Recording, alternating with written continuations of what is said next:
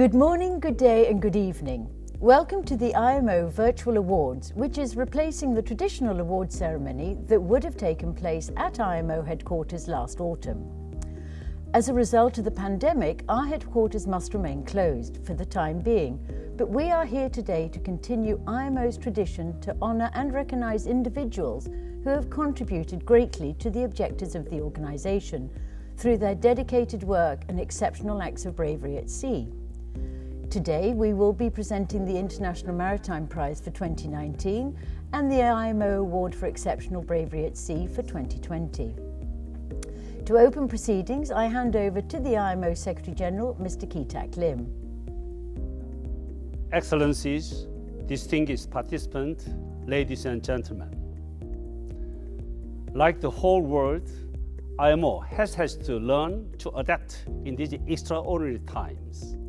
And it is a great pleasure for me to welcome you to this first IMO Virtual Awards event, in which we will award the International Maritime Prize for 2019 and awards for exceptional bravery at the sea. We will begin with the International Maritime Prize, which is awarded annually by the IMO to the individual or organization. Judges to have made a significant contribution to the work and objectives of IMO.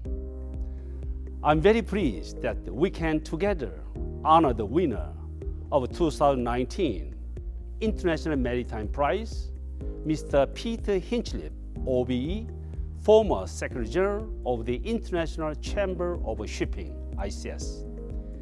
Peter enjoyed a career in the British Royal Navy, accumulating over 20 years at the sea and 5 years in seagoing command.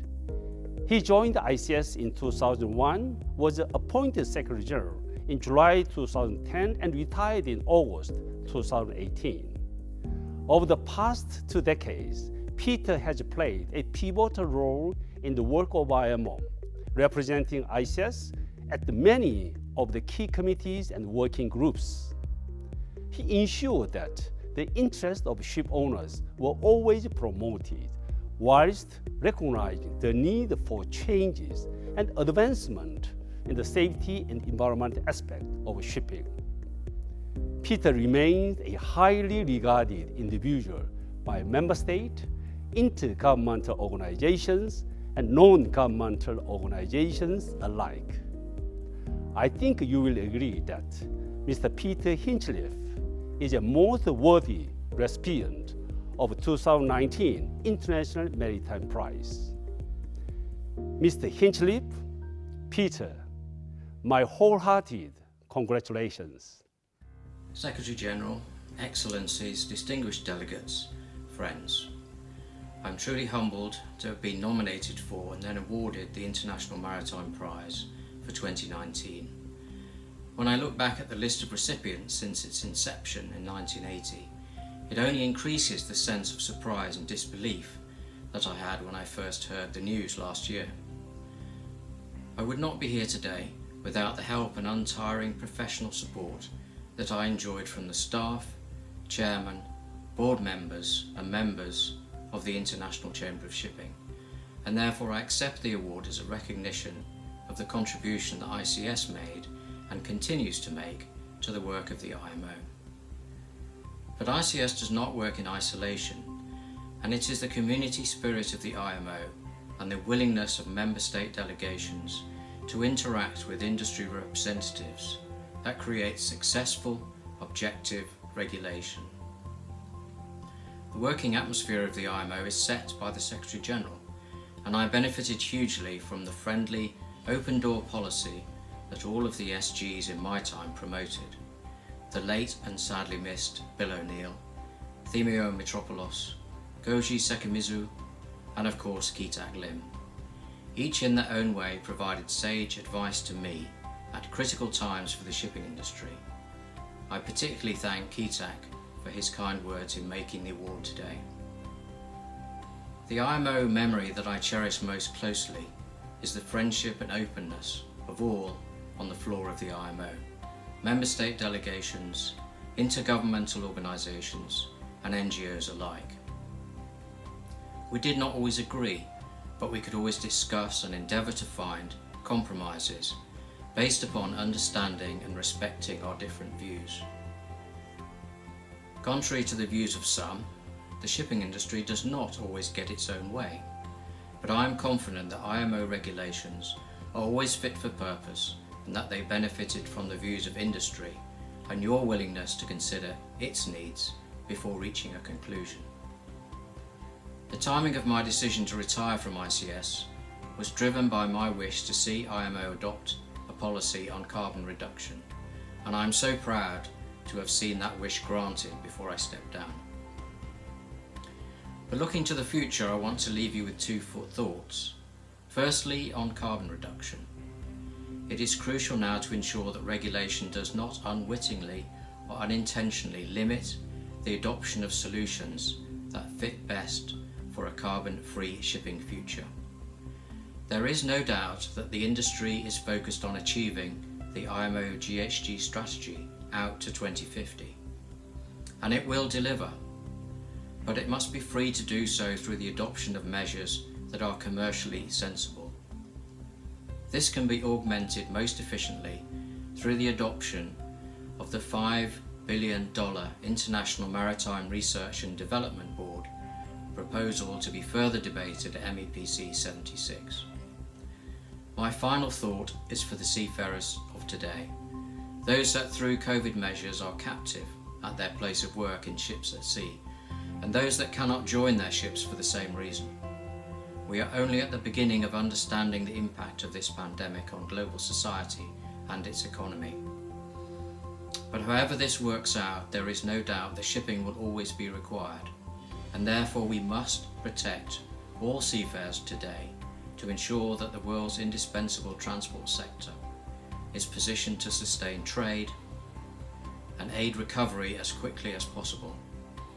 In particular, protection for seafarers must include high priority for vaccination across all IMO member states, second only to the most vulnerable and most at risk in the societies which the shipping industry exists to serve. There are many people that I should have named today, but time does not permit. You know who you are, and I am eternally grateful to each and every one of you. I am honoured to have received this award, but I will be humbled by the stories of courage at sea yet to be revealed today. Thank you. Thank you, Mr. Hinchcliffe, and our deepest congratulations to you. Now let's turn back to the Secretary-General. You will hear about the remarkable recipient of the IMO Awards for Exceptional Brave at the Sea, and their incredible acts of determination and bravery in order to save lives at the great risk to themselves. This year, we have dedicated a World Maritime theme to seafarers at the core of shipping's future. Seafarers have been and continue to be on the front line, delivering foods, medicine, and vital goods for the global economy, even throughout this pandemic.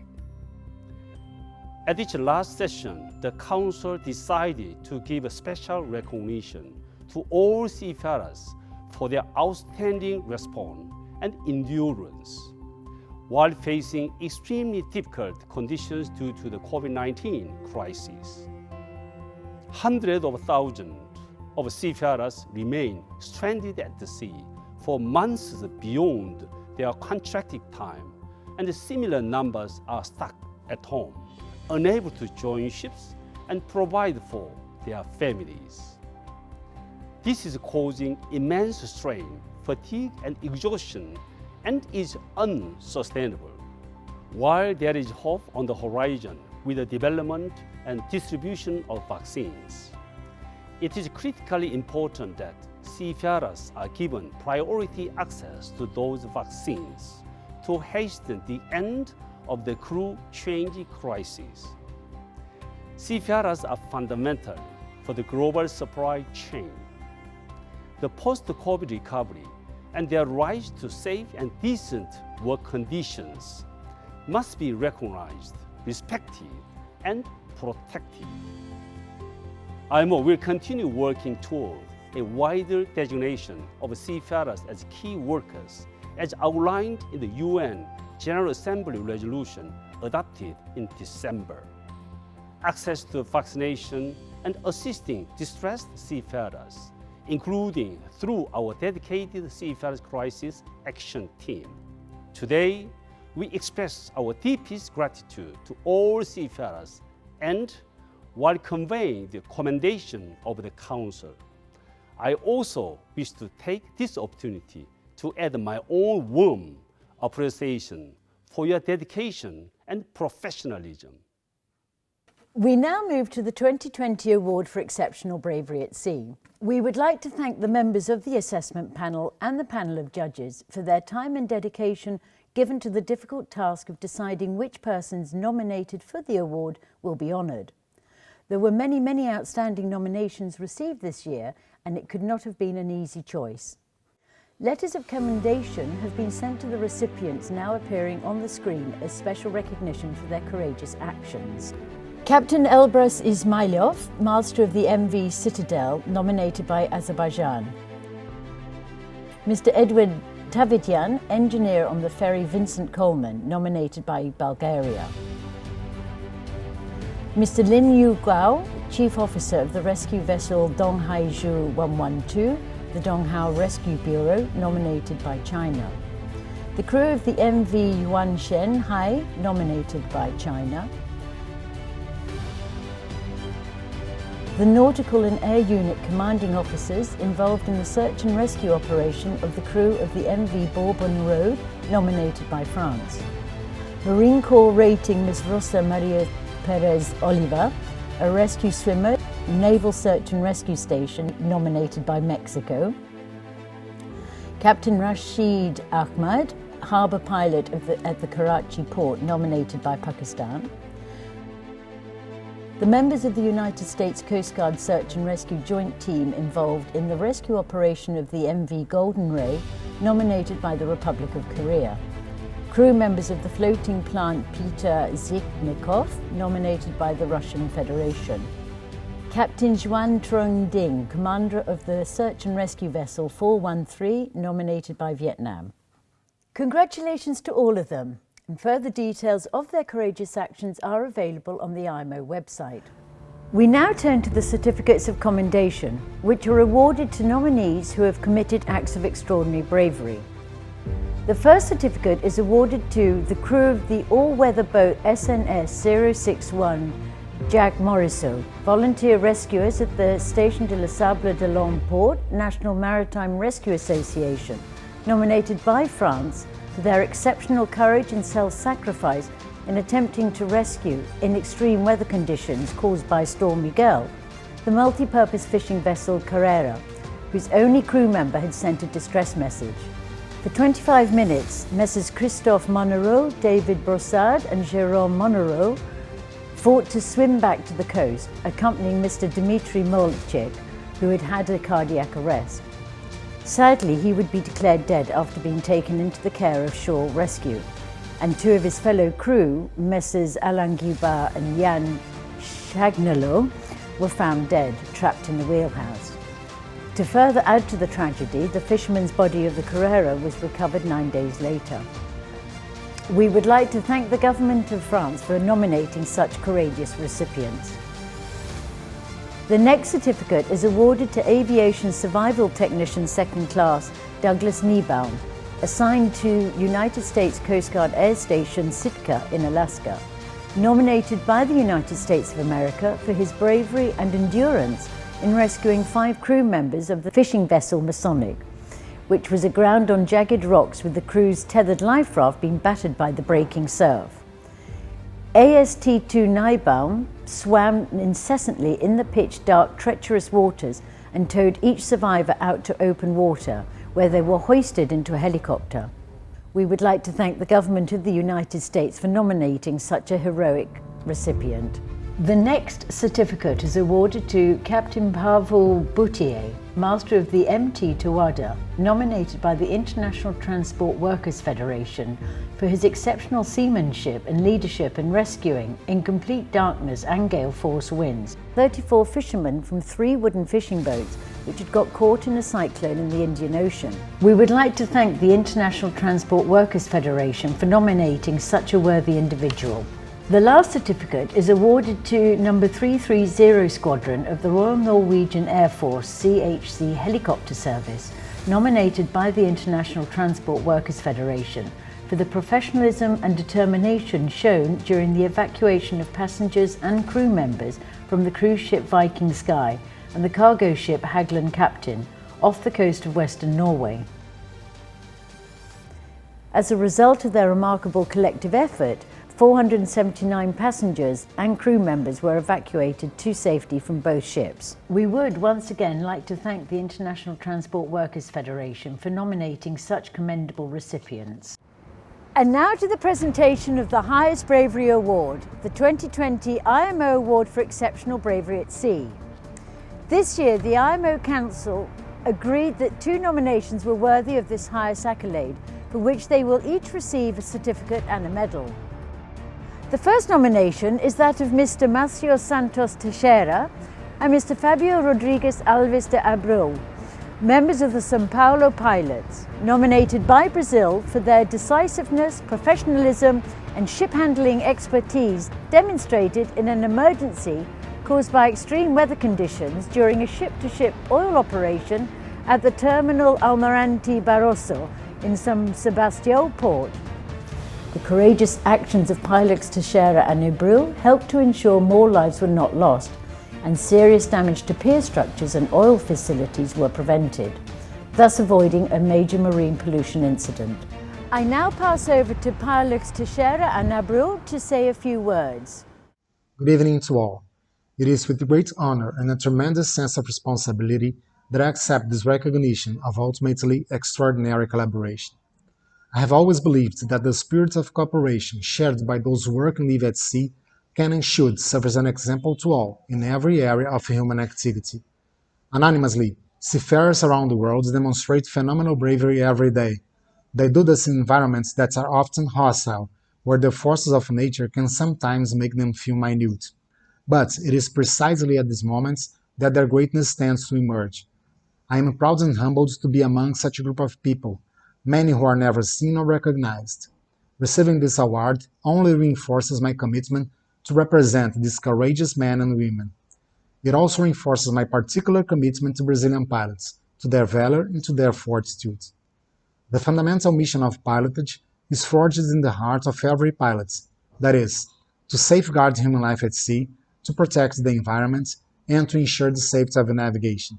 I can assure you it was that very mission that served as our beacon on April 28, 2019, illuminating our way so we could overcome the tremendous challenge before us.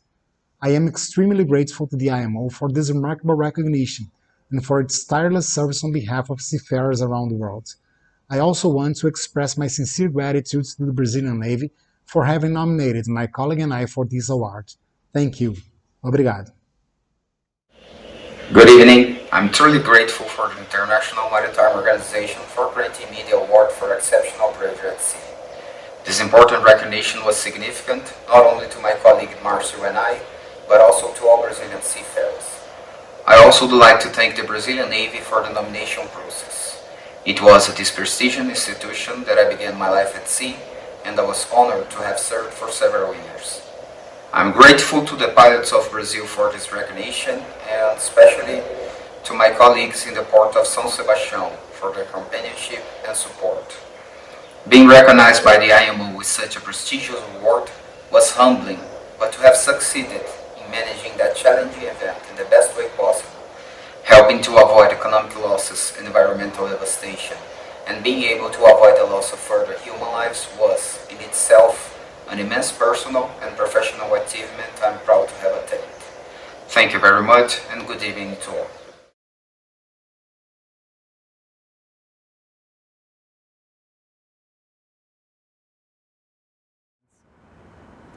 Thank you both very much. The next nomination is that of Petty Officer Second Class Ralph Ofala Barajan of the Philippine Coast Guard, nominated by the Philippines for his leadership and determination displayed during the flooding and sinking of the MV Siragyo Princess, whilst he was one of the 55 passengers and off duty. Thanks to his courage and decisiveness, Petty Officer Barajan ensured the survival of all 62 lives on board the sinking Siragyo Princess and greatly contributed to their successful rescue by the Philippine Coast Guard. We would like to thank the Philippines for nominating such an outstanding individual, and we now pass over to Petty Officer Barajan to say a few words. Good day, ladies and gentlemen. I'm earnestly grateful for the International Maritime Organization for this distinct recognition. I can still remember that unfateful day of November 7, 2019. The trainings for my career had helped me save 62 lives, including my own. I'm giving my heartfelt thanks to God and all the people who made this recognition possible. My huge thanks to the Philippine Coast Guard Organization, to Admiral George B. Orsabia, Philippine Coast Guard, Commandant of the Philippine Coast Guard, the Department of Foreign Affairs, and to the Philippine Embassy, London. I dedicate this award to all the unsung heroes of the Philippine Coast Guard, my fellow survivors, and my family.